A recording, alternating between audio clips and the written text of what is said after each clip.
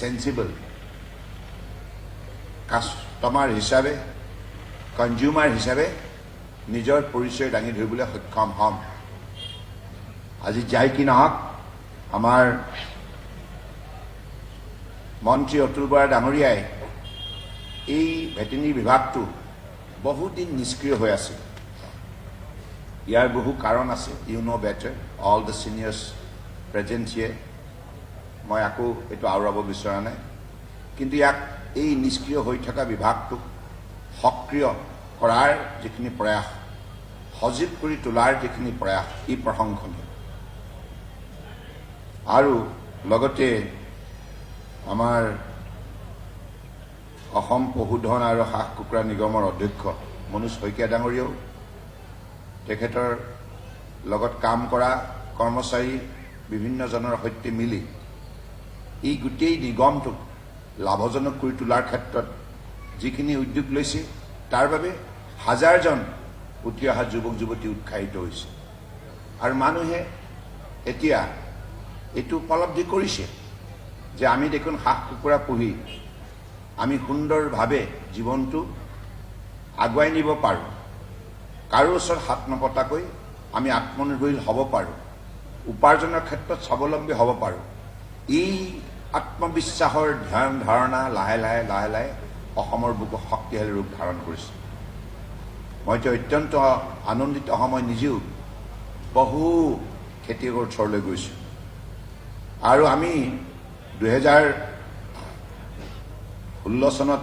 অসমৰ বৰাক ব্ৰহ্মপুত্ৰ পাহাৰ ভৈয়ামৰ বৃহত্তৰ বিভিন্ন জাতি জনগোষ্ঠী ভাষা ভাষী ধৰ্মৰ লোকে গঢ় দিয়া এই বৃহত্তৰ অসমীয়া সমাজখনৰ সহযোগত আমি যেতিয়া ক্ষমতাত অধিষ্ঠিত হৈছিলোঁ ইয়াৰ পৰৱৰ্তী সময়ত আমি যেতিয়া আমন্ত্ৰণ পাইছিলোঁ ভিয়েটনামলৈ যোৱাৰ কৃষি খণ্ডত আছিয়ান 10খন ৰাষ্ট্ৰৰ ভিতৰত আটাইতকৈ উল্লেখযোগ্য ৰাষ্ট্ৰ হিচাপে বিশ্বৰ মানচিত্ৰত নিজৰ পৰিচয় সৌগৌৰৱে দাঙি ধৰিব পৰা ভিয়েটনামৰ এই কৃষি খণ্ডত অগ্ৰগতিৰ সন্দৰ্ভত অৱগত হ'বৰ বাবে জানিবৰ বাবে আমি যেতিয়া এটি প্ৰতিনিধি দল লৈ ভিয়েটনামলৈ গৈছিলোঁ মোৰ সতীৰ্থ কেইবাগৰাকীও মই লগত বিধায়কক লৈ গৈছিলোঁ মন্ত্ৰী বৰাও গৈছিল আটাইতকৈ গুৰুত্বপূৰ্ণ কথা আমি সিদ্ধান্ত লৈছিলোঁ কেৱল আমি জনপ্ৰতিনিধি নাযাওঁ চৰকাৰী বিষয়া নাযাওঁ যিসকল অসমৰ বৰাক ব্ৰহ্মপুত্ৰ পাহাৰ ভৈয়াম এই অঞ্চলৰ নিজা প্ৰচেষ্টাত যিসকল খেতিয়কে কৃষি খণ্ডত সফলতাৰ কাহিনী ৰচনা কৰিছে লাভজনক বৃত্তি হিচাপে কৃষি খণ্ডক প্ৰতিষ্ঠা কৰিছে সেইসকল উল্লেখযোগ্য খেতিয়কক লগত লৈ যাম ভিয়েটনামলৈ আমি তেনেধৰণে কৃষি বিভাগক ক'লোঁ আপোনালোকে নিৰ্বাচিত কৰক আৰু এই প্ৰতিনিধি দলটোত মহিলা প্ৰতিনিধি থাকিব লাগিব মহিলা খেতিয়কো থাকিব লাগিব তেনেধৰণে আমি 14জনীয়া সফল খেতিয়কৰ এটি দলক লগত লৈ ভিয়েটনামলৈ গ'লোঁ ভিয়েটনামত গৈ পেলাই যিটো দেখিলোঁ আজি আপোনালোকে জানে 30 বছৰ আগলৈকে ভিয়েটনামৰ কি অৱস্থা কিমান সংগ্ৰামৰ মাজেদি ভিয়েটনামে জীৱনৰ বাটত অগ্ৰসৰ হ'ব লগা হৈছিল কিমান প্ৰত্যাহ্বান মৃত্যুৰ ভয় নানা ধৰণৰ বিভিন্ন ধৰণৰ বহি শক্তিৰ ষড়যন্ত্ৰ ইত্যাদিৰ মাজত ভিয়েটনামে নিজক প্ৰতিষ্ঠা কৰা সংগ্ৰামত যেনেধৰণে আত্মনিয়োগ কৰিছিল এইবিলাক কাহিনী আপোনালোকে সকলোৱে জানে ইয়াৰ ওপৰত বহু ছবিও নিৰ্মাণ হৈছে সেই ভিয়েটনাম সংগ্ৰামী সমাজ তেখেতসকলে 30 বছৰৰ ভিতৰত গোটেই প্ৰতিচ্ছবিখনকে সলনি কৰি পেলালে বিশ্বৰ মানচিত্ৰত কৃষি খণ্ডত আগৰণুৱা বুলি পেলাই আজি সুকীয়া মৰ্যাদা বুটলিবলৈ সক্ষম হ'ল ভিয়েটনামে গতিকে সেইখন ভিয়েটনামলৈ আমি গৈছিলোঁ আমাৰ খেতিয়কসকলেও ভিয়েটনামৰ বিভিন্ন ফাৰ্ম ভ্ৰমণ কৰিলে তাত কেনেধৰণে খাদ্য সামগ্ৰীত ভেলু এডিশ্যন মূল্য সংযোজন কৰা হয় কেনেধৰণে খেতিয়ক আৰু এগ্ৰিকালচাৰ সাইণ্টিষ্ট অৰ্থাৎ কৃষি বৈজ্ঞানিকসকলে মিলাপ্ৰীতিৰে কৃষি খণ্ডত দিনে নিশাই একেলগে কাম কৰে আৰু নতুন নতুন প্ৰযুক্তিৰ দ্বাৰা উৎপাদন শক্তি বৃদ্ধিৰ বাবে কেনেধৰণে তেখেতসকলে শক্তিশালী পদক্ষেপ লয় এই গোটেই কথাবিলাক আমি অধ্যয়ন কৰিবলৈ সুযোগ লাভ কৰিছোঁ আৰু সেই ভিয়েটনামে 7টা কৃষি খণ্ডত উৎপাদন কৰা সামগ্ৰী ৰপ্তানি কৰি আমি যাওঁতে 2017 তেখেতসকলে আমাক দেখুৱালে $36 বিলিয়ন তেখেতসকলে আৰ্ণ কৰে। $36 billion, not million, billion dollar. গতিকে তেনেধৰণে যদি ভিয়েটনামে কৰিব পাৰে, সৰু এখন ৰাষ্ট্ৰ, কেৱল 9 কোটি মানুহৰ জনসংখ্যা, কিন্তু তাৰ ভৌগোলিক বাতাবৰণটো অসমৰ লগত বহুত মিল আছে।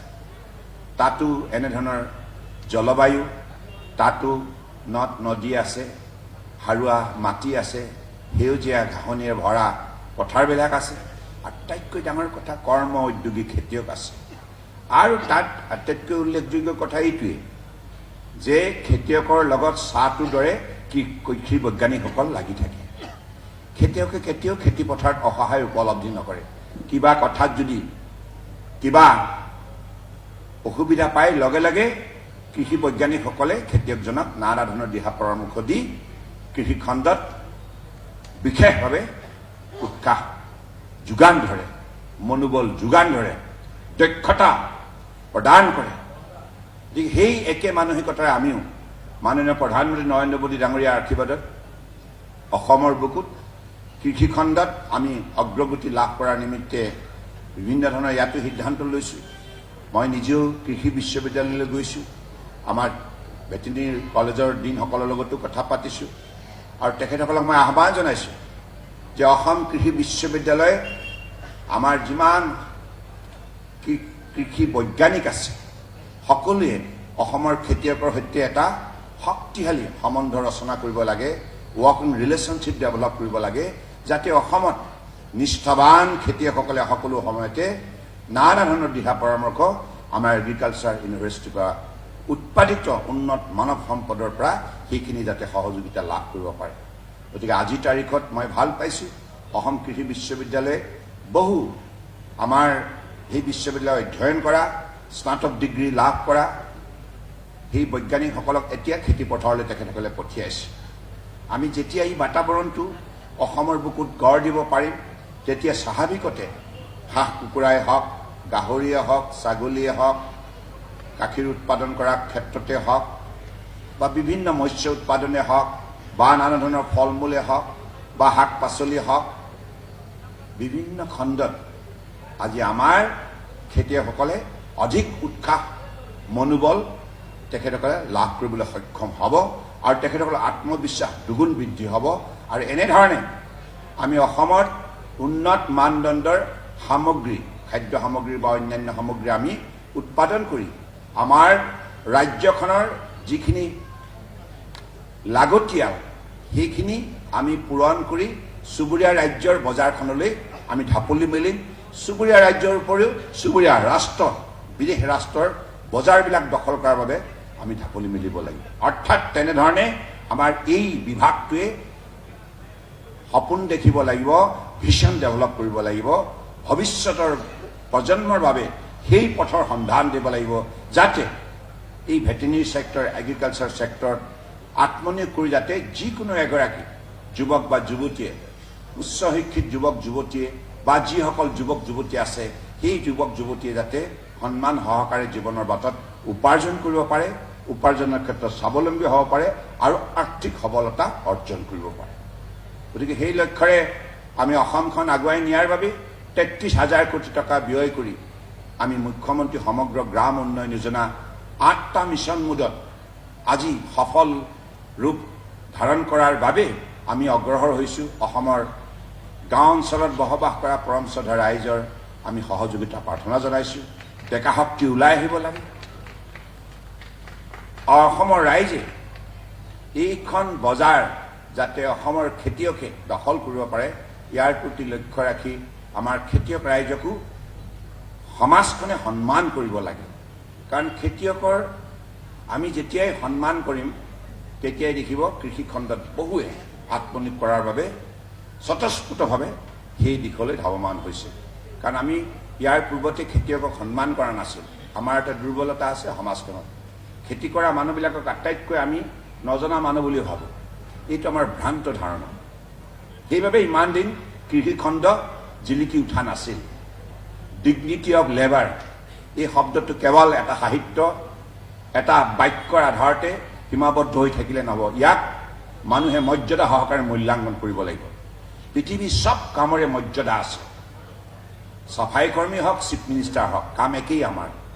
চাফাই কৰ্মীয়ে ৰাজপথটো নিষ্ঠাৰে শৃংখলাবদ্ধভাৱে পৰিষ্কাৰ কৰাৰ বাবে তাত যিকোনো নাগৰিকে নিশ্চিন্ত মনে পৰিষ্কাৰ বাতাবৰণত খোজকাঢ়িব পাৰে, অহা যোৱা কৰিব পাৰে।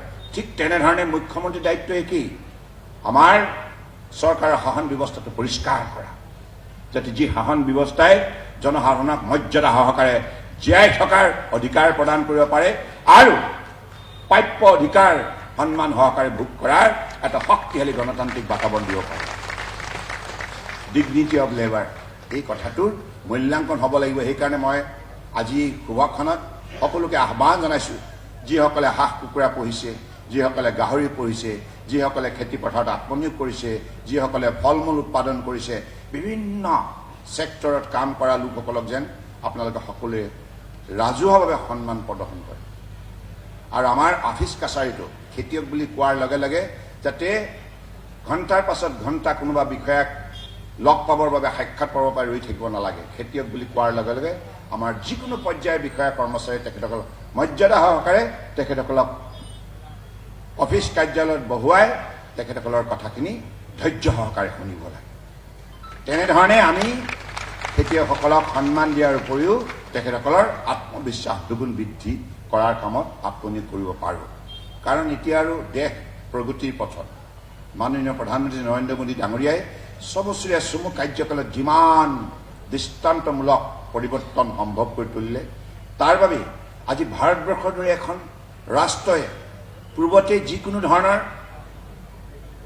ভাইৰাছ বা যিকোনো ধৰণৰ বেমাৰ ৰোগে, অচিন ৰোগে ভাৰতবৰ্ষত দেখা দিয়াৰ লগে লগে আমি চিন্তিত হৈছোঁ। ভেকচিন কেতিয়া পাম, কেতিয়া আমেৰিকা আৱিষ্কাৰ কৰিব, কেতিয়া চাইনাই আৱিষ্কাৰ কৰিব, কেতিয়া জাপানে কৰিব, কেতিয়া ইউৰোপে পাৰিব। তেনেধৰণে আমি আনলৈ চাই আছিলোঁ। কিন্তু এতিয়া আত্মবিশ্বাস দুগুণ বৃদ্ধি হৈছে। আজি মাননীয় প্ৰধানমন্ত্ৰী নৰেন্দ্ৰ মোদী ডাঙৰীয়াৰ বলিষ্ঠ নেতৃত্বত আজি ভাৰতীয় বৈজ্ঞানিকসকলৰ আত্মবিশ্বাস দুগুণ বৃদ্ধি হৈছে। আৰু আজি তেখেতৰ বলিষ্ঠ নেতৃত্বৰ বাবে, তেখেতে আগবঢ়োৱা মনোবলৰ বাবে আজি এই কোভিড-19 ভেকচিন ভাৰতীয় বৈজ্ঞানিকে আৱিষ্কাৰ কৰিবলৈ সক্ষম হ'ল। ইয়াকে কয় ভোকেল ফৰ লোকেল, অৰ্থাৎ আমাৰ স্থানীয়ভাৱে উৎপাদিত সামগ্ৰীক আমি গুণানুকীৰ্তন কৰিম। তাৰ পাছত লোকেল, ভোকেল এণ্ড গ্ল'বেল, তাৰ পাছত আমি বিশ্ব বজাৰ দখল কৰাৰ বাবে দৃঢ়তাৰে আগুৱাই যাওক। তেনেধৰণে আমি আত্মনিৰ্ভৰ ভাৰত নিৰ্মাণ কৰিব পাৰিম। আজি প্ৰত্যেকখন ৰাজ্যৰ সেইটো এটা বিশ্বাস জাগি উঠিছে, আমি আত্মনিৰ্ভৰশীল হ'ব পাৰোঁ। মাননীয় প্ৰধানমন্ত্ৰী ডাঙৰীয়াই কিয় আত্মনিৰ্ভৰশীল হ'ব কৈছে জানেনে আপোনালোকে? এইকাৰণে কৈছে, আপোনাৰ মোৰ যদি আত্মসন্মান ৰক্ষা কৰিব লগা হয়, আমি আত্মনিৰ্ভৰশীল হ'ব লাগিব। নহ'লে সকলো সময়তে আনৰ ওচৰত হাত পাতি থাকিলে মান সন্মান আৰু কেতিয়াও জীয়াই নাথাকে। গতিকে ভাৰতীয় সমাজখন আত্মনিৰ্ভৰশীল হ'ব লাগিব আৰু স্বাভিমান লৈ বিশ্বৰ বুকুত সন্মান সহকাৰে জীয়াই থাকিব লাগিব। আৰু বিশ্ব জয় কৰাৰ বাবে আত্মবিশ্বাসে আমি আগুৱাই যাব লাগিব। গতিকে বিভিন্ন কৰ্মক্ষেত্ৰত আমাৰ উন্নত মানৱ সম্পদ আছে, যোগ্যতা সম্পন্ন, দক্ষতা সম্পন্ন মানৱ সম্পদ আছে। গতিকে এই সম্পদ সম্ভাৱনা শক্তিক যদি আমি উজ্জীৱিত কৰিব লগা হয়, কৰিব পাৰোঁ, তেতিয়া নিশ্চিতভাৱে আমি ভবাৰ দৰে এইখন সমাজক আগুৱাই নিবলৈ সক্ষম হ'ম।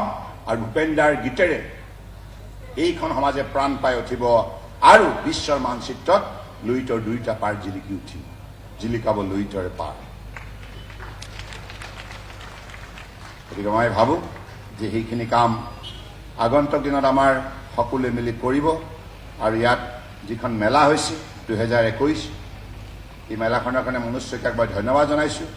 আৰু ইয়াত যিমান সংখ্যক পৰম শ্ৰদ্ধাৰ খেতিয়ক আহিছে, এণ্টাৰপ্ৰিনাৰ্ছ আহিছে, সকলোকে মই আন্তৰিকতাৰে শ্ৰদ্ধা সহকাৰে কৃতজ্ঞতা আৰু ধন্যবাদ জনাইছোঁ।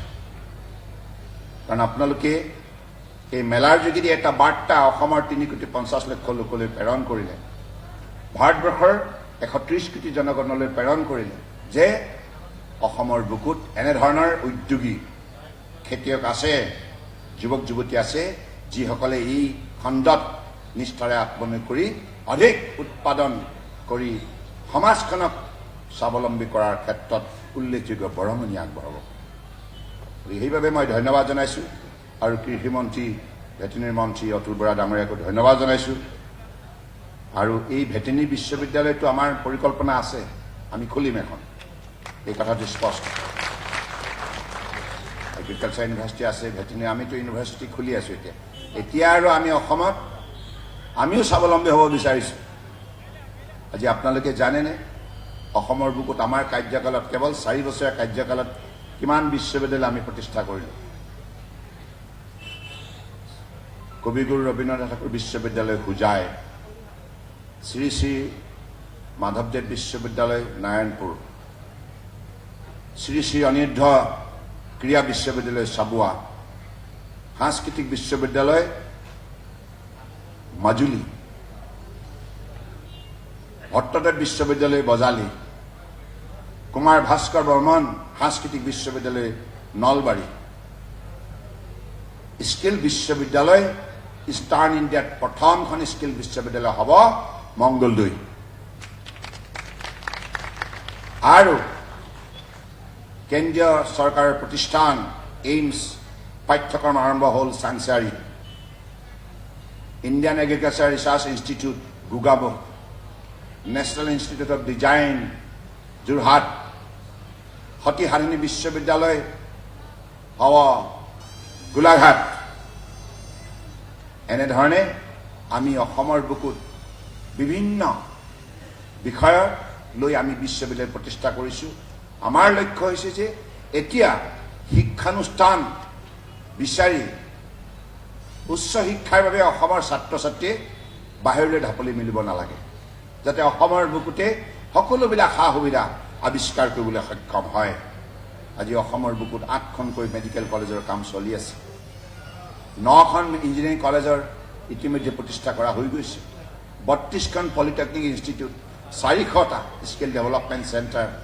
এনেধৰণে আমি বিভিন্ন ধৰণে শিক্ষা, সংস্কৃতি, ক্ৰীড়া, কৃষি, পৰ্যটন, সকলো ব্যৱসায় বাণিজ্য, ইণ্ডাষ্ট্ৰী, কমাৰ্চ, স্কিল ডেভেলপমেণ্ট সকলো ছেক্টৰতে অসমক আত্মনিৰ্ভৰশীল কৰাৰ বাবে প্ৰয়াস কৰিছোঁ। আজি আপোনালোকে শুনি ভাল পাব, যোৱাকালি মৰাণত মিনিমাম ছাপৰ্ট প্ৰাইচ আমাৰ মাননীয় প্ৰধানমন্ত্ৰী ডাঙৰীয়াই যি ঘোষণা কৰিছিল, আগতে অসমৰ বুকুত খেতিয়কসকলে ধানৰ উচিত মূল্য পোৱা নাছিল, সেইকাৰণে খেতিয়কৰ মন মৰহি গৈছিল। 1 কুইণ্টেল ধানত কেতিয়াবা 800 পায়, কেতিয়াবা 1000 পায়, 1000ৰো কমে পাইছে। কিন্তু মিনিমাম ছাপৰ্ট প্ৰাইচ এনাউন্স কৰাৰ পাছত যোৱাকালি ডিব্ৰুগড় জিলাত অসম চৰকাৰৰ তৰফৰ পৰা আমি মিনিমাম ছাপৰ্ট প্ৰদান কৰি খেতিয়কৰ 1 কুইণ্টেল ধান 1868 টকা দি আমি ক্ৰয় কৰিছোঁ।